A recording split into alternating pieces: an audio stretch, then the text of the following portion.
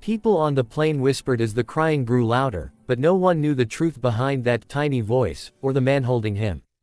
And by the time the Navy Admiral stood up and did the unthinkable, the entire aircraft was silent, except for the sound of hearts breaking and healing all at once. Before we begin, if stories like these touch your heart, make sure you like the video and subscribe, because what you're about to hear will stay with you long after the screen goes dark. The plane from Chicago to San Diego was packed, every seat filled with holiday travelers, tired families, business passengers, and people who just wanted to get home. Among them was Daniel Brooks, a quiet single dad in a faded janitor's uniform. His son, 4-month-old Noah, lay cradled against his chest, red-faced, screaming with all the strength his tiny lungs could manage. Daniel bounced him gently, whispering, "Shish, buddy, please, please calm down." But Noah only cried harder. Passengers sighed. A few glared openly. Someone muttered, "Great. A crying baby for 4 hours." Daniel heard every comment, but he kept rocking his son, his eyes tired and hollow. It wasn't just exhaustion, it was fear. Noah hadn't slept properly for 2 nights, and Daniel didn't have the money to reschedule flights, buy extra formula, or even pay for a hotel. This trip wasn't for fun.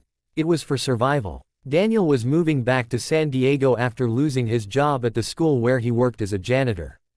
The administration had cut positions, and he had no one to fight for him. No wife, no parents, only little Noah, a miracle born months after Daniel lost his wife in childbirth. Every day since, he worked 2 jobs, slept 3 hours, prayed for strength, and hoped his son would never feel the pain he carried silently. A flight attendant approached, gentle but strained. "Sir, maybe he needs a walk up and down the aisle." "I've tried," Daniel whispered. "I think his ears hurt from the pressure change. I'm doing my best." Another passenger snapped, "Maybe sit somewhere else." But there was nowhere else.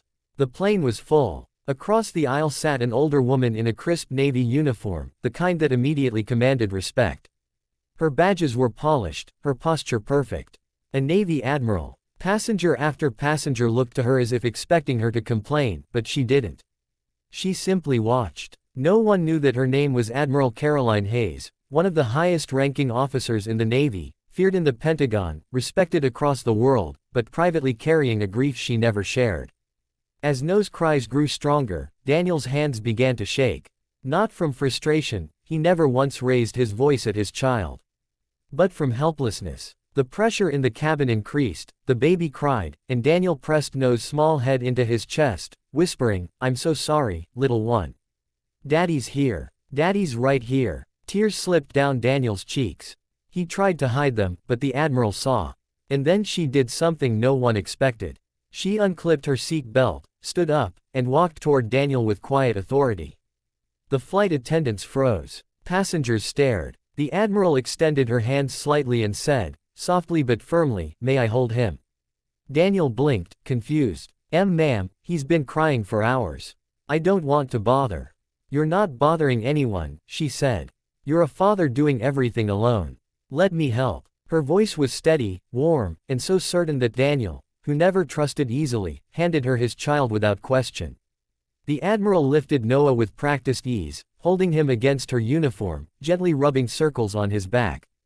Everyone watched. Noah cried for a few moments longer, then slowly, impossibly, quieted. Gasps rippled through the cabin as the Admiral swayed side to side, humming a soft tune. A lullaby. One that sounded old, Japanese, gentle and melodic, filled with longing. Daniel wiped his face. How did you do that?" She smiled sadly. "My son loved this song when he was Noah's age. It always calmed him." Daniel's eyes softened. "Your son, is he?" She nodded, eyes shimmering. "He served. A helicopter pilot. His aircraft went down during a rescue mission 3 years ago. I haven't held a baby since." The cabin fell silent. Even the angry passengers lowered their heads. Daniel whispered, "I'm so sorry." She kept rocking Noah, her eyes on the sleeping infant. "Your son is healthy, strong, and he loves you. Don't ever doubt that." For the rest of the flight, the Admiral held Noah, refusing to give him back even when attendants offered. Daniel finally slept, his first real sleep in days, his head leaning against the window, his shoulders finally relaxing.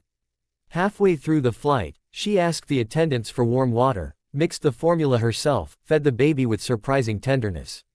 Passengers who earlier glared now watched with softened faces. A man even apologized to Daniel. A woman offered a spare blanket. And for a moment, the plane felt like a small, floating family. When they landed, the Admiral walked alongside Daniel through the terminal, still holding the sleeping Noah. Outside baggage claim, she finally handed him back, placing a gentle kiss on the baby's forehead. "You're doing better than you think," she whispered. Daniel blinked, overwhelmed. "Admiral Hayes, I don't know how to thank you." She reached into her uniform and pulled out a small, embossed card. "Come to this address tomorrow. Not as a favor, because the Navy runs a family support program. Childcare, housing assistance, job placement. You qualify. You shouldn't be raising this child alone without support." "I can't take charity," Daniel murmured. "It's not charity," she said firmly. "It's honor. And my son would want me to help fathers like you." He swallowed hard. "You saved me today." She shook her head. "Your son saved me. I thought my heart was done breaking. But holding him reminded me that love is still alive." Cars and buses rushed past, but in that moment, everything felt still. Daniel reached out and lightly touched her hand. "You're welcome in our lives anytime." For the first time in years, the Admiral's expression softened fully. "Then I'll check in," she said. "I'd like that." And she walked away, not as the feared Navy Admiral, but as a mother whose heart had found a reason to beat a little stronger. Daniel held Noah close, whispering, "We're going to be okay, buddy. I promise." Because sometimes, family is not the one you're given, it's the one that finds you at 30,000 feet when your world is falling apart.